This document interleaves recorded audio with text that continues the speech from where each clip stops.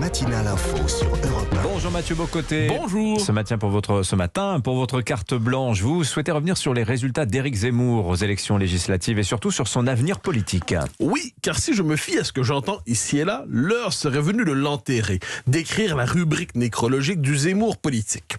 Elle s'écrirait à peu près ainsi: Éric Zemmour, né à la politique sur un malentendu à la fin de l'été 2021, qui s'est cru pour quelques semaines président l'automne, puis a rêvé au deuxième tour jusqu'à l'invasion de l'Ukraine par la Russie le 24 février 2022, a alors connu une descente aux enfers en s'écrasant lors du premier tour lors de la présidentielle et en échouant même au premier tour des législatives. Aujourd'hui, il est mort, il laisse dans le deuil un parti mort-né et des militants éplorés.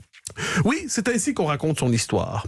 Les commentateurs veulent généralement prouver une chose: sa chute était prévisible bien avant l'invasion de l'Ukraine. Elle était même inscrite, dis-je, dans la nature de sa candidature.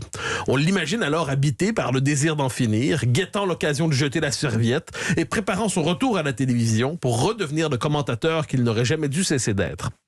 Il serait fou d'exclure cette possibilité. Il n'est pas impossible que le tout soit terminé.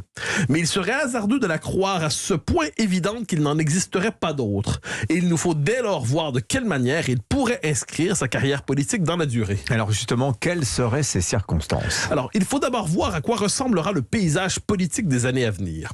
Si la tendance se maintient, la prochaine assemblée sera dominée par le duel entre le bloc macronien et le bloc mélenchoniste. Sans surprise, leur débat laissera de côté tout ce qui touche de près ou de loin les questions identitaires, régaliennes et civilisationnelles, qui travaillent pourtant le pays. Et lorsque ces enjeux ressurgiront néanmoins, car la NUPES les mettra de l'avant dans la perspective de la contre-conquête décoloniale et indigéniste, la Macronie peinera à résister en opposant autre chose qu'une laïcité toute molle qui ne parviendra pas vraiment à contenir l'indigénisme conquérant et normalisé par la France insoumise. Si au moins Jean-Michel Blanquer était encore là, mais il n'est plus là. Je pourrais le dire autrement. Dans ce paysage politique dominé par l'imaginaire diversitaire et où la défrancisation du pays se poursuivra et où les territoires soumis à l'islamisme se multiplieront, se posera la question de ce qu'on a l'habitude d'appeler la droite. Car il y a des limites à faire semblant que toute une partie du pays n'existe plus.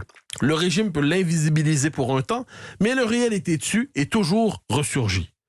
Nous verrons à quoi ressemblera le score du RN dimanche prochain et la ligne qu'il adoptera.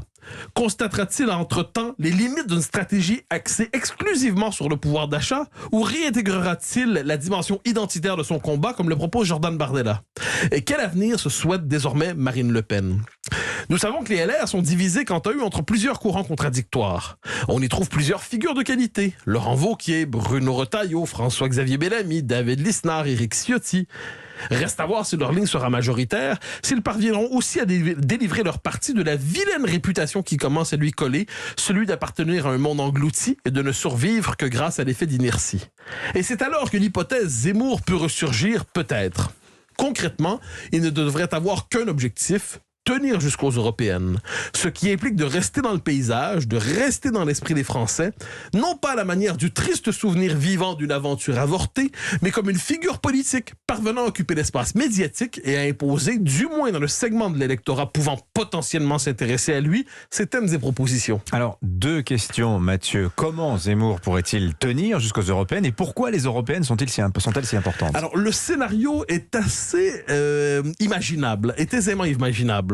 On dit que Zemmour écrira un livre sur son expérience présidentielle. Ce sera l'occasion, au moment de la parution, de se rappeler aux bons souvenirs de la cité et de ceux qui, d'une manière ou de l'autre, jugeaient favorablement sa contribution au débat public. Surtout, il expliquera alors de quelle manière il se projette dans l'avenir. Sa parole trouvera écho dans une droite qui, en ce moment, se cherchera encore. Sa radicalité qui le desservait apparemment pourrait le servir à nouveau. Elle pourrait servir de pôle attractif à ceux qui seront à la recherche d'une parole politique forte. N'oublions pas non plus qu'on trouve chez Reconquête d'autres figures talentueuses qui feront vivre le parti. Et on y revient, Zemmour devra alors se rendre aux européennes, dont le format et le mode de scrutin, pour reprendre votre question, favorisent des partis comme le sien. S'il y échoue à nouveau, on sera en droit de juger l'aventure de Reconquête terminée. Mais s'il obtient un score semblable à celui de Pascal Villiers en 1999, ou s'il parvient simplement à faire élire des députés, Reconquête participera à sa manière à la recomposition du paysage politique à droite. Ce sera pour le Z l'occasion de citer ce mot de Clémenceau qu'aimait citer Pasqua. Je cite, « Dans la guerre comme dans la paix, le dernier mot revient à ceux qui ne se rendent jamais. » Fin de la citation. Oui, il appartient à Zemmour de convaincre que son aventure politique, loin d'être terminée, ne fait que commencer. Reste à voir s'il en est lui-même convaincu. On verra. Merci beaucoup, Mathieu Bock-Côté. Dans